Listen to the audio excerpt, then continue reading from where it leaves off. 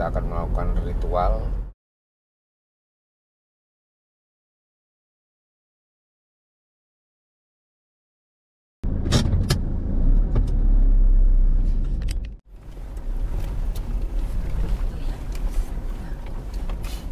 Ya, ini ke kiri.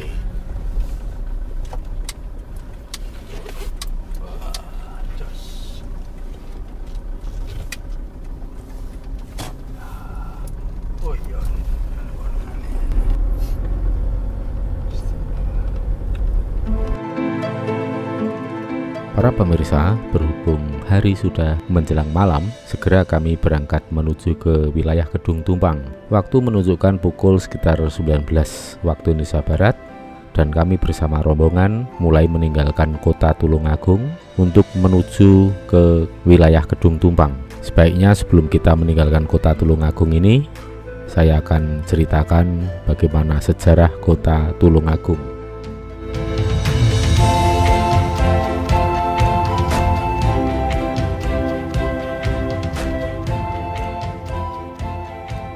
Hari lahir Kabupaten Tulungagung diperingati setiap 18 November. Kota kecil di pesisir selatan Jawa Timur itu berdiri pada 18 November 1205 Masehi, bermula dari penghargaan Raja Kertajaya yang berasal dari Kerajaan Daha Kediri kepada warga Tani Lawadan karena mereka berhasil membendung serangan musuh Kerajaan Daha dari sisi timur, sehingga Kerajaan Daha tetap aman.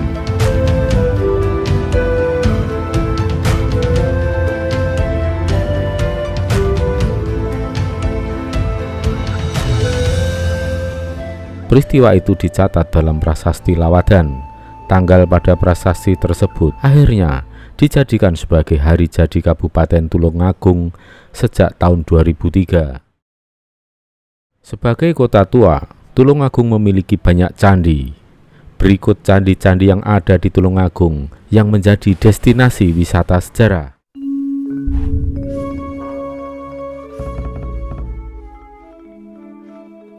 Candi Sanggrahan atau Candi Cukup merupakan situs candi terbesar dan terluas yang berada di wilayah Kabupaten Tulungagung. Secara administratif, Candi Sanggrahan berada di Dusun Sanggrahan, Desa Sanggrahan, Kecamatan Boyolangu, Kabupaten Tulungagung. Candi ini berbentuk bujur sangkar dengan bagian kaki candi sangat luas. Pada dindingnya terdapat relief harimau. Candi yang dibangun pada tahun 1350 Masehi ini merupakan tempat perabuan para kerabat raja-raja Majapahit.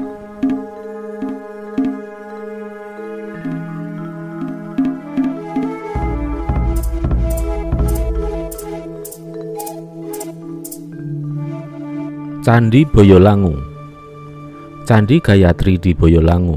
Candi ini diperkirakan dibangun pada tahun 1367 hingga 1369 Masehi, yang menandai tahun pembuatan dari Candi Gayatri, yaitu pada zaman Kerajaan Majapahit.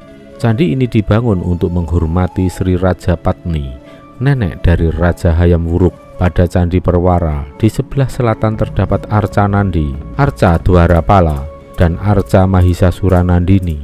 Pada Candi Perwara di sebelah utara, terdapat dua patung Yoni yang disangga oleh kepala naga, Arca Ganesha, dan sebuah patung Jaladwara. Yang ketiga adalah Candi Dadi.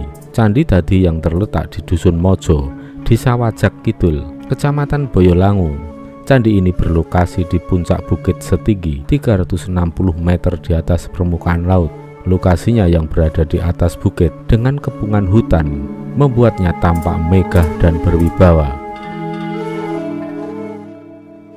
Candi Dadi merupakan bagian dari komplek percandian dari 4 bukit. Setiap bukit memiliki candi, dan yang tertinggi lokasinya adalah Candi Dadi. Pada puncak lain terdapat Candi Gemali, Candi Buto, Candi Urung, atau Candi Bubrah, sehingga membentuk deretan candi dari yang paling rendah ke yang paling tinggi. Kondisi candi-candi itu sekarang tinggal puing-puing yang berserakan.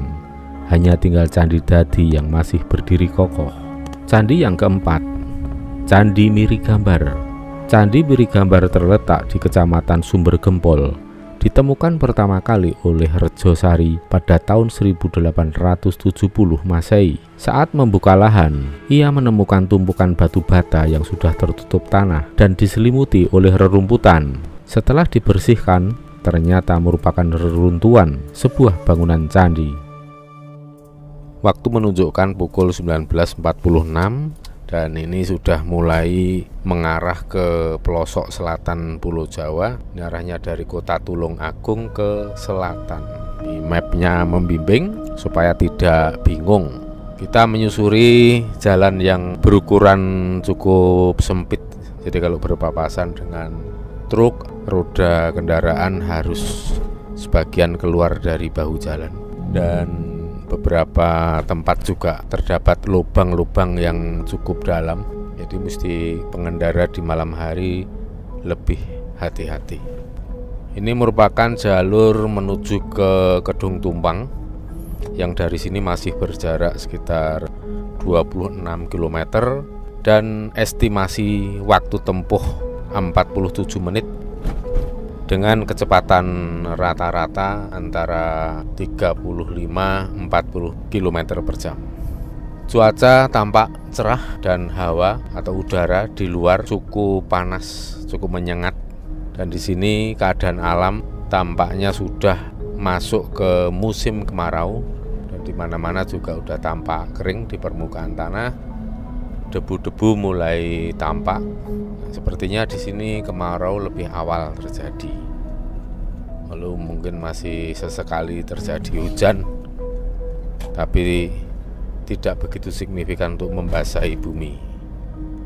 Ini sebelah kanan dan kiri sawah, dan kita sedang menuju ke jalur yang cukup rawan dan berat untuk dilalui. Namanya Kelok 9 atau Lipatan 9 ya, lebih tepatnya lipatan karena jalannya kalau dilihat dari map itu bukan kelok lagi tapi sudah terlipat ya. Ini jalannya cukup bagus untuk off-road ya. Jalannya cukup bagus untuk melakukan off-road dan cukup lebar bagi pejalan kaki.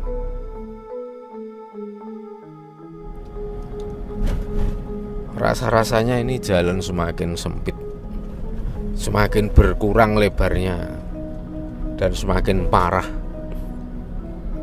Permukaan aspalnya banyak yang lubang-lubang rusak ya. Dan bahu jalan juga hampir tidak punya karena kanan kiri.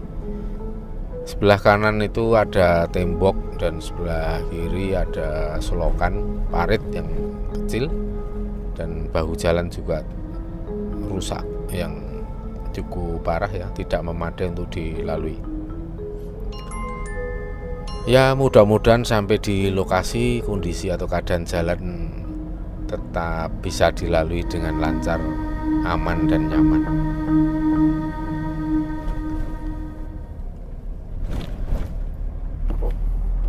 Beginilah sedulur-sedulur ya, yang namanya perjalanan spiritual itu tidak ada yang mudah.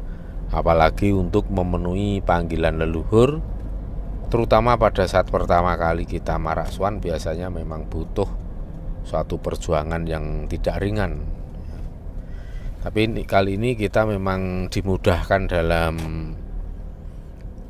memenuhi konsumsi, artinya dari awal itu memang sudah menemukan menu makanan yang bisa disantap dengan rasa yang cukup enak, yang memuaskan.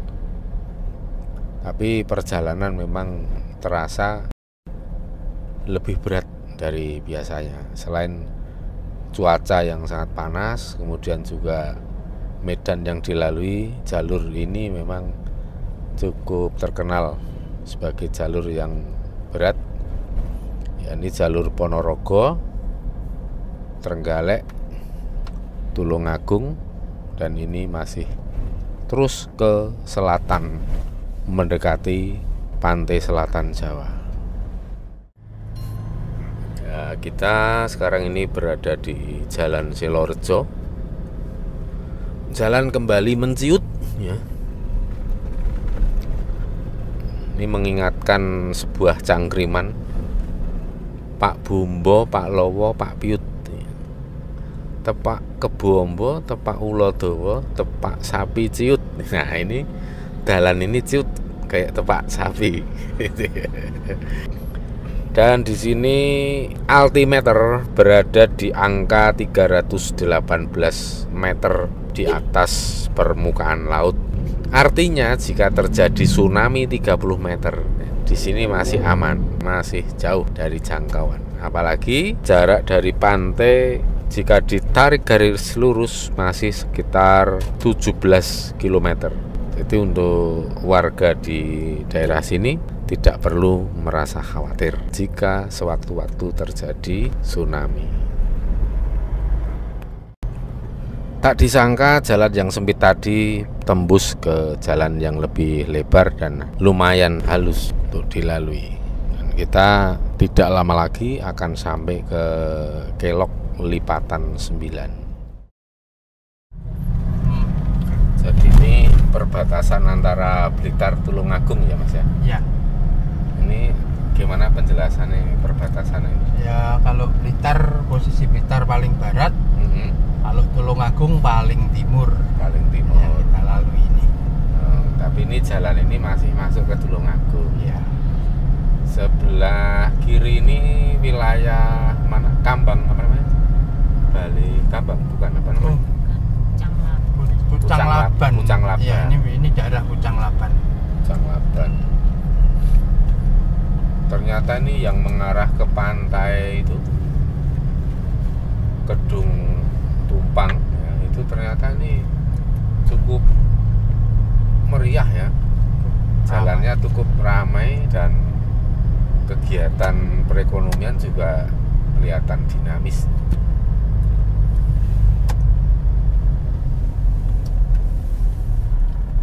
Ini terus lurus.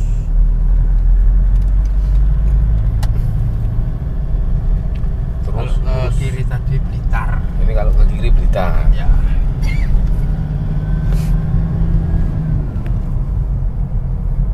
Dari sini masih sekitar 9 km.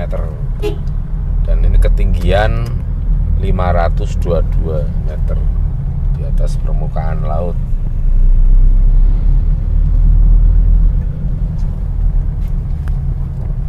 Itu depan itu the power of emak-emak. Salib ngegas.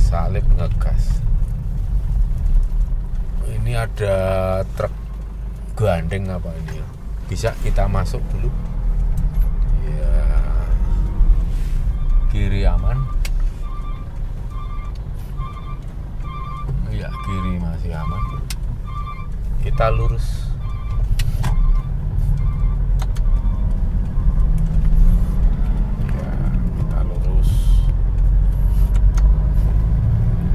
Jalan mulai menyempit dan ini sudah merupakan ciri khas jalur atau akses menuju ke pantai. Baik di wilayah Jawa Tengah, Jogja maupun Jawa Timur ternyata akses menuju pantai itu jalannya ya seperti ini ciri khas. Menyempit ya cukup berpapasan untuk dua mobil yang kadang harus pelan-pelan dan kelokan-kelokannya juga termasuk kelokan tajam. Bentuk tanahnya ini juga hampir sama seperti di wilayah Jogja lantai 2. Jogja lantai 2 itu wilayah Gunung Kidul. Karakter seperti ini.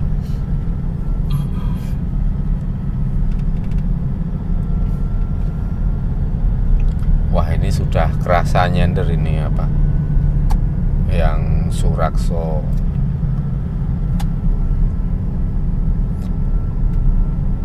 Yang Raden Surakso Suloyo.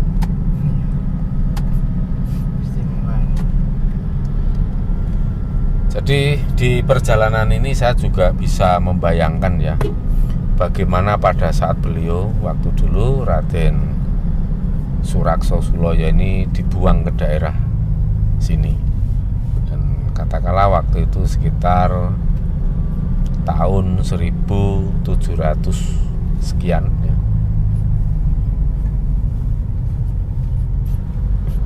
Ini bisa dibayangkan daerah sini pasti hutan gung liwang-liwung dan masih banyak sekali binatang buas. Sehingga kalau orang berusaha untuk melewati daerah sini pasti keselamatannya juga sangat terancam karena ya banyak mara bahaya tentunya ya, terutama dari serangan binatang buas. Nah, cuman di sini yang menjadi penasaran itu bagaimana caranya Raden Surakso Suloyo ini dibuang ke sini ini, naik apa, dibawa pakai apa? Kalau misalnya ada yang bawa ke sini, siapa yang bawa? Apakah mungkin ke sini jalan kaki atau dilempar atau dengan cara mungkin kesaktian apa yang kemudian bisa melemparkan sampai wilayah ini? Atau malah melalui akses laut gitu kan. Sementara laut selatan Jawa itu kan ombaknya sangat ganas. Dan jika kita lihat di map, kontur pantai Kedung Tumpang ini ya merupakan pantai batu karang, pantai yang sangat curam dan tidak seperti pantai-pantai yang berpasir yang bisa didarati oleh perahu-perahu kecil. Ini sepertinya kalau didarati oleh perahu-perahu kecil kayaknya rasanya tidak mungkin nih, apalagi perahu besar ya. Karena tepi pantai ini mayoritas berupa cadas, batu cadas atau batu karang.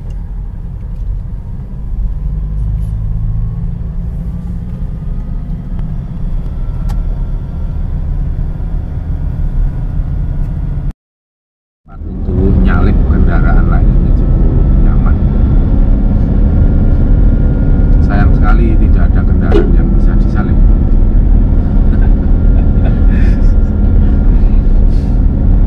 Ya ini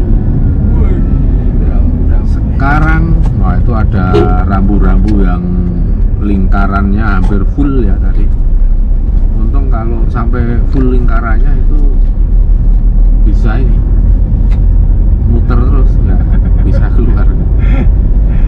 Sekarang ketinggiannya 416 meter di atas permukaan laut. Nah, itu ada tanda bahaya. Kereta sudah lewat. Ada lubang ya, di sini ada lubang juga ternyata. Jadi cukup bahaya untuk kendaraan yang sedang lalu lancang.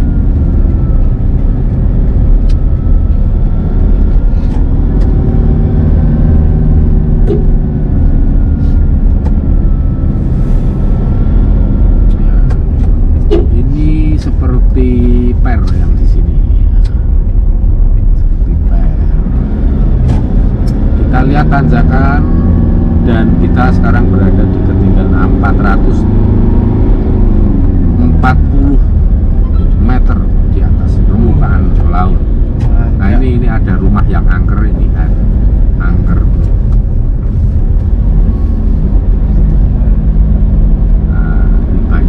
Ada Watu Buto, nah benar kan itu. Jadi tadi itu memang ada seperti penampakan sosok gegubu, ya. Mungkin orang melihatnya dikira Buto. Watunya pun, batunya pun hampir-hampir menyerupai wajah Buto.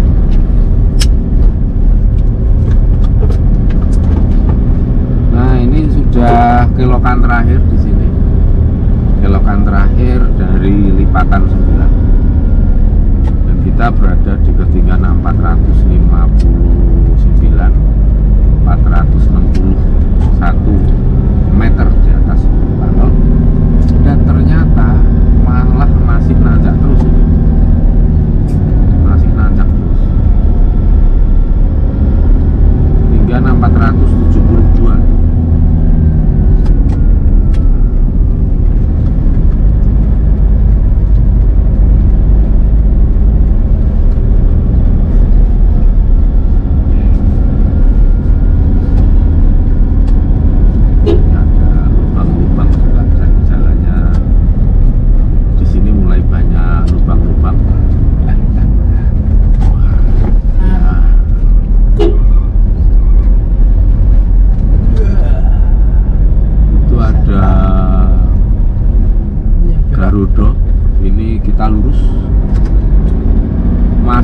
desa wisata Demuk. Masuk desa wisata Demuk. Apaan Demuk ya ini? Karena memang menurut Ya, Karena ternyata cukup ramai ya di sini. Sepeda motornya ini Kampung Maron. kanan kiri sepeda motor.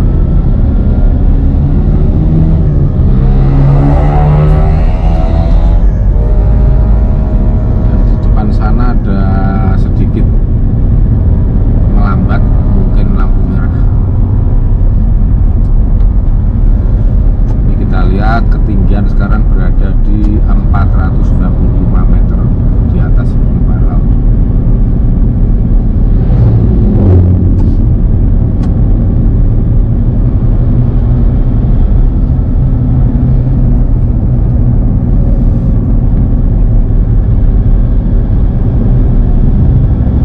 Dan ternyata di sini jalanan lumayan, malah makin bagus dan lebarnya cukup buat berpapasan cukup luas.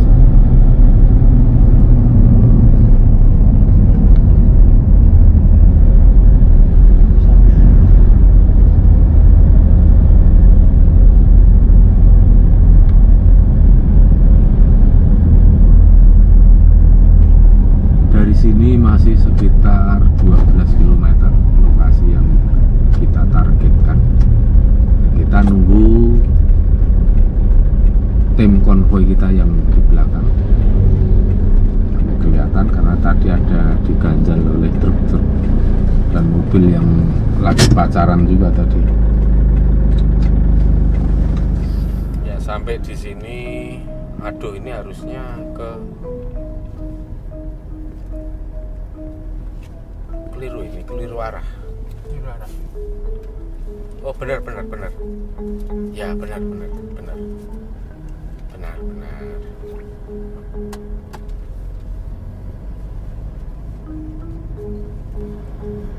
Ya, benar.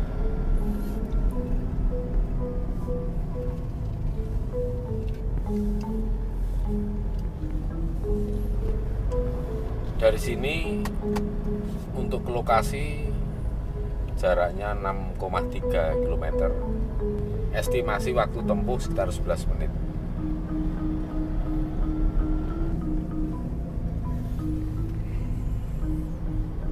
Ya, ini jalannya mirip di daerah Wonosari yang menuju ke pantai, misalnya pantai Ngobaran, pantai Kedungombo, pantai Gesing.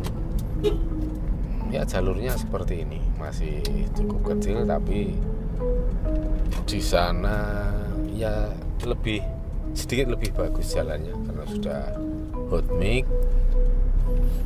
Di sini pun sudah hot mix tapi masih tipis ya. Mudah-mudahan pemerintah juga lebih memperhatikan, dan ini merupakan tempat wisata yang cukup potensial ya, karena kalau kita lihat foto-foto di map itu, foto-foto di siang hari kelihatan cantik sekali pantai-pantai di Kedung Tumpang ini. Ya, ternyata di sini ada rumah juga tuh, di atas itu ada rumah penduduk yang tampaknya rumahnya cukup besar. Nah, ini ada akses masuk.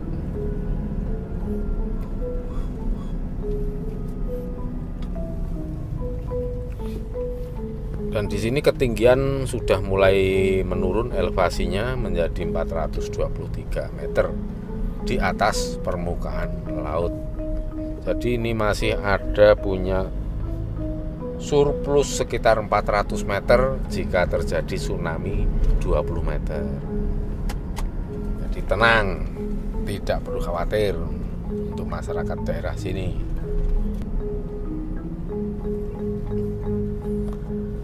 Di sini sinyal internet juga udah makin susah, makin sulit di sini. Timbul tenggelam. Jarak tinggal 5 km. Waktu tempuh 9 menit.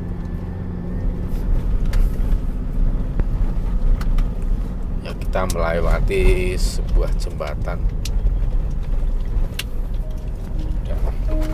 nanjak tiba-tiba, jadi ini harus siap ya. Ini sampai ditandai kameranya ini jempalik ya, karena tanjakannya memang terlalu tinggi.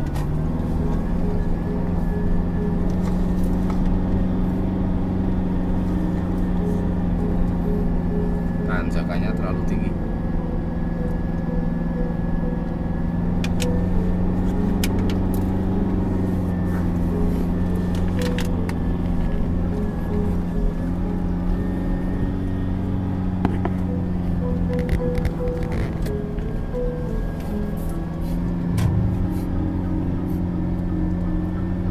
Dan saya penasaran berapa tinggi tanjakan ini. Wah, ternyata tinggi sekali nih.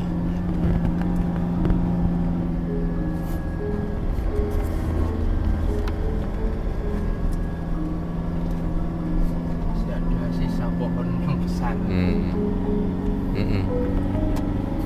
Ya, sekarang 450. Artinya kita sudah nanjak setinggi 30 meter ya, dalam jarak tempuh yang cukup pendek. Jadi ini merupakan tanjakan yang cukup terjal, 460. Ini titik tertingginya berada di angka 465 saat ini. Kan batuk, pecah-pecah. Nah itu. Ya, sekarang 470 berarti sudah 40 meter kita nanjak. 470 berarti 50 meter tanjakan ini sampai di sini, dengan jarak tempuh yang cukup pendek, hanya sekitar 500, 1 kilo. 1 kilo nggak ada, 500 meteran.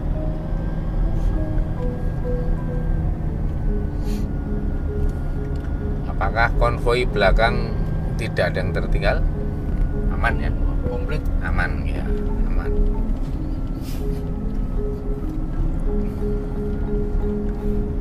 Top ini memang cocok untuk mesin-mesin diesel, untuk belusuan daerah yang kayak gini, medan-medan berat seperti ini.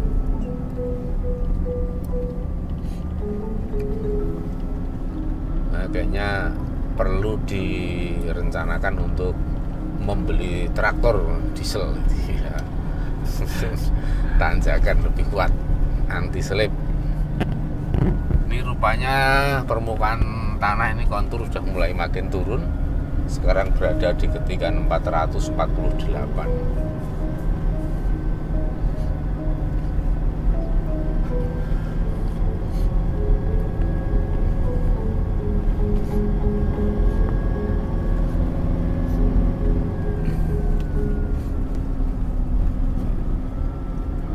Ini masih pukul setengah 9 malam ya para pemirsa, tapi suasananya juga sudah cukup sepi.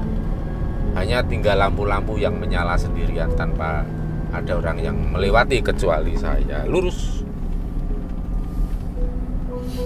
ya.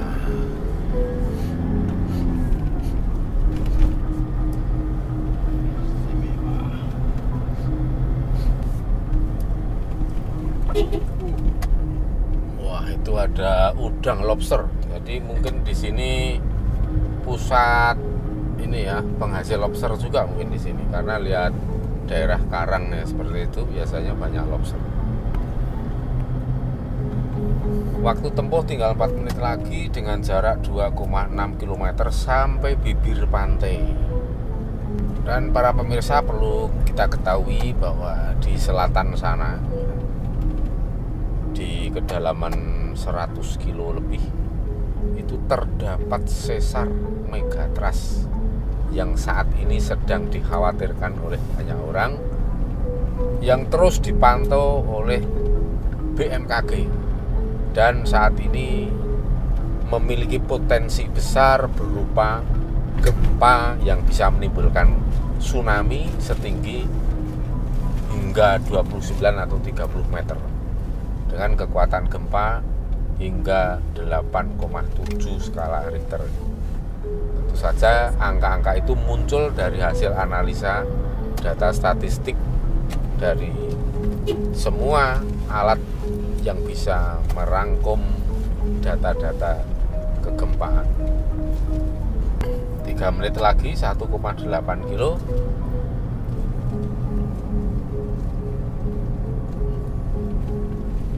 Konsentrasi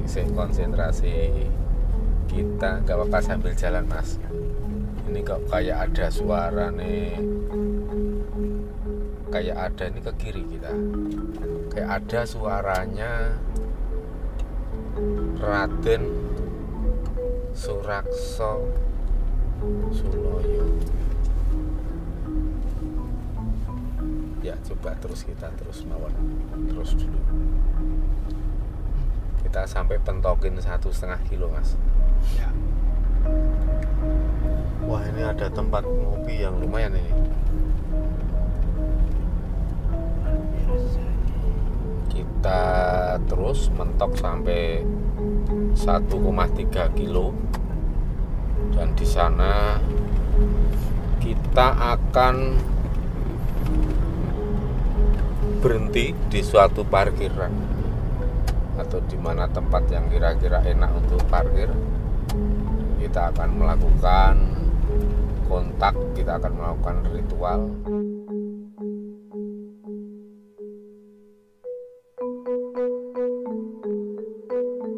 Seremoni untuk memboyong menjemput Eyang Raden Surakso Suloyo.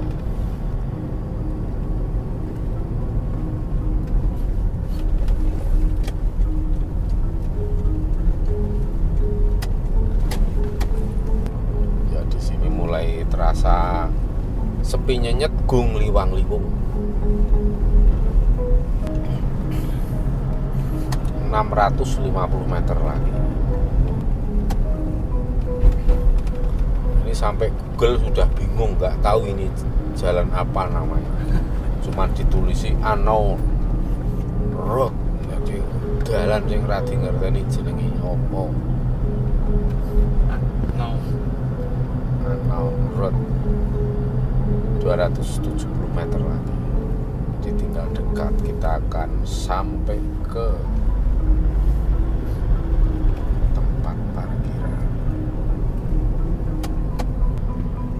dan 50 meter ini hitungan map, hitungan Google yang sudah mumet, yang sudah tidak bisa menghitung lagi ya.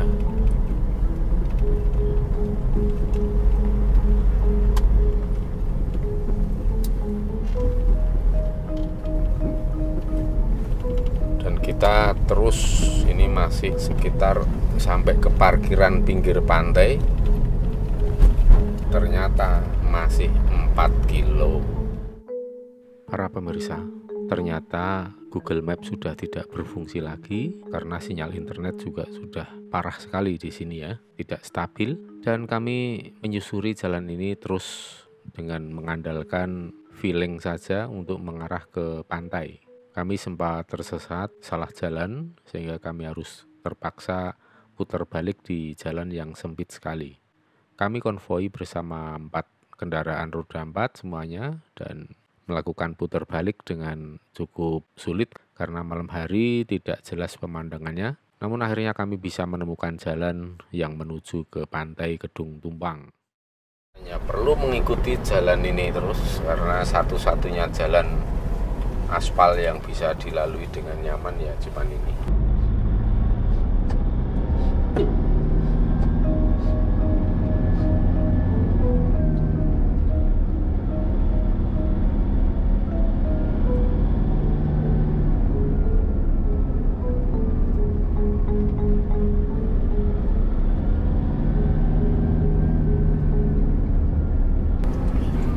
Menit lagi 3,1 kilo.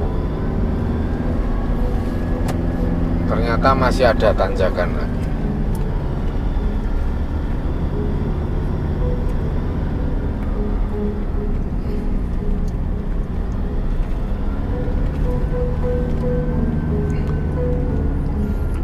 luar biasa jauhnya ini ya, dibuang. Jauh. Ini udah pakai kendaraan roda 4, masih terasa jauh, apalagi zaman dulu. Ini jalannya makin menyempit, misalnya ini berpapasan juga harus pelan-pelan. Jarak masih 2,6 kilo, waktu tempuh 7 menit.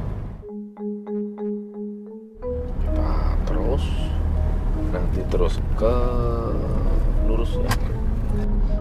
Pak. Ya. Dari sini 2,4 kilo, tapi kok jalannya rusak kayak gini ya. Pantai apa ya sini ya? Kalau ke sana itu Pantai Pacar.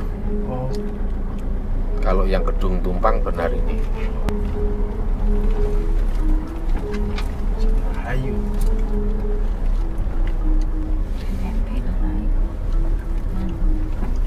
Kedung Tumpang, arahkan ke Kedung Tumpang.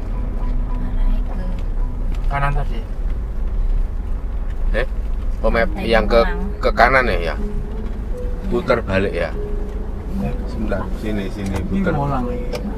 Arah ke Pantai Molang. Keliru.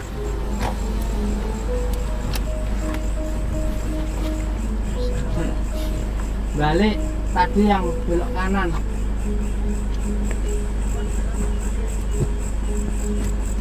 Ya, kita mundur dulu. Itu turunan enggak ya? Maju dulu ke kanan, terus nanti mepet kiri. Hah? Maju dulu ke kanan. Sik Mas, maju dulu sih, baik. Naik dulu. Ya. Wes, terus mundur. Ambil kiri, terus kiri. Terus kiri. Kita ngasih jalan dulu nggak apa-apa, itu biaran. Heeh.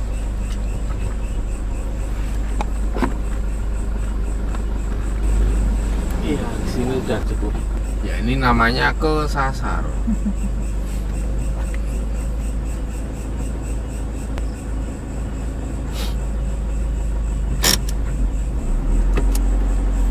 Nah, itu bisa mundur itu yang mobil putih itu.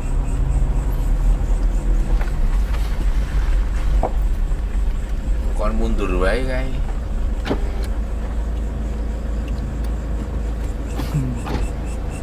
Ya gitu.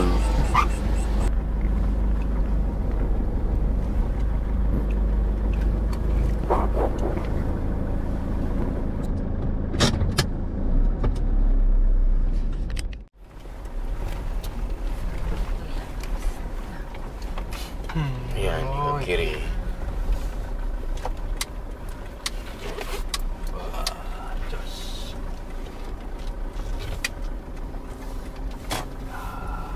Oh iya.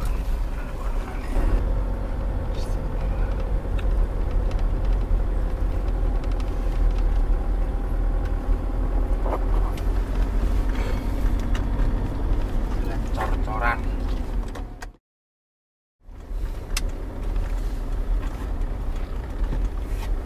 Jalannya terdiri dari cor. Ini cor blok ya. Jadi kemungkinan ini swadaya dari masyarakat juga. Masih 2 kilo. Nah, 2 kilo kalau jalanan seperti ini terasa jauh.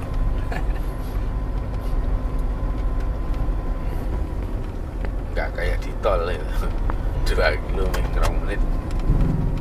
Semenit 2 kilo.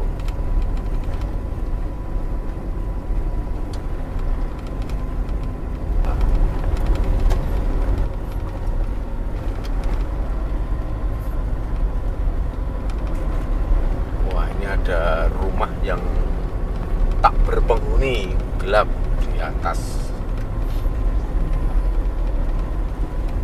Dan ini tempatnya sudah berbau wingit, cukup berbau wingit. Ini kebayang ini ratusan tahun silam seperti apa ini, luar biasa sekali. Jadi Saya kok ada rasa nelongso ya rasanya. Kayak ya bagaimana perasaannya pada waktu itu diasingkan, dibuang ke sini gitu kan. Ya terlepas dari apapun kesalahan di mata raja, tapi secara kemanusiaan ya. Ini yang ke kiri, yang ke kiri. Yang ke kiri.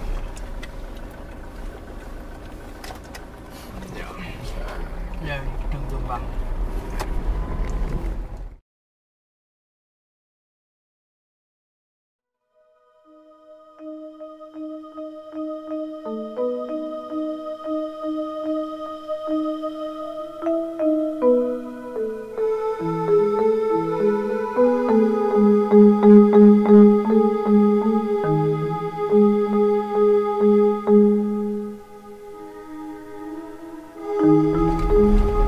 Kita lihat sebelah kanan ini juga tanahnya tanah dan bebatuan cadas.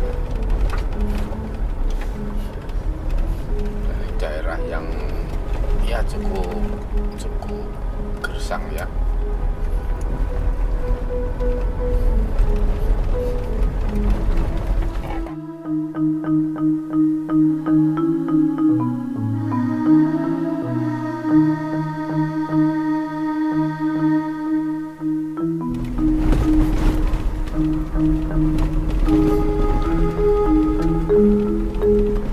Ini benar-benar pelosok nih, dan tampaknya ini sudah tidak ada binatang buas ya, kecuali sebangsa ular. Dan itu di ujung sana itu ternyata terlihat lampu-lampu yang cukup meriah ya. Artinya memang di ujung sana itu ada tempat wisata yang sudah berjalan dan hidup, juga dikunjungi orang. Tapi sayang sekali ini akses masuknya tidak diperhatikan oleh pemerintah.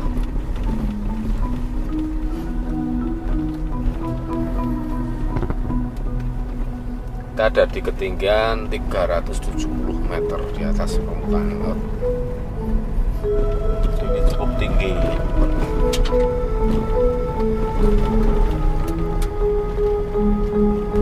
Banyak pohon pisang di daerah sini. Itu tempat yang cocok untuk hantu-hantu sejenis kuntilanak, pocongan.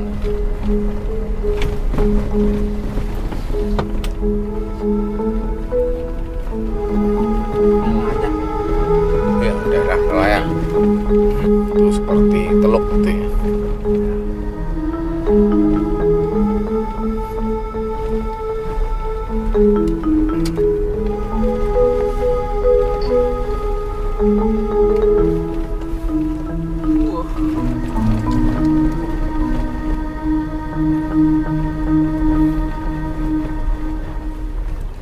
Sebentar, oh mas, stop.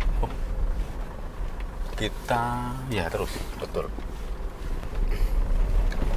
Ya, ini sebelah kiri ini merupakan tebing ya, yang cukup gelap dan curam. Jadi kita mesti harus hati-hati, dan jika kendaraan manual gunakan gigi rendah. Ini udah masuk ke areal tempat parkir pantai Gedung Tumpang. Kita lurus aja, itu yang ada sepeda motor di sana. Ya, dengan harapan itu sepeda motor itu ada kehidupan manusia di sana. Karena saya pikir kalau kayak wedon, wocongan, gendru itu nggak akan bawa sepeda motor ke sini gitu kan. Wah, langsung disambut listriknya menyala, lampunya menyala tadi ya. Puji syukur. Nah, di depan sini stop. Oh ya, stop. Ya, puji syukur di sini ternyata ada orang jual pepak-pepak itu ya. Ini namanya warung deso. Mari kita keluar dari sini.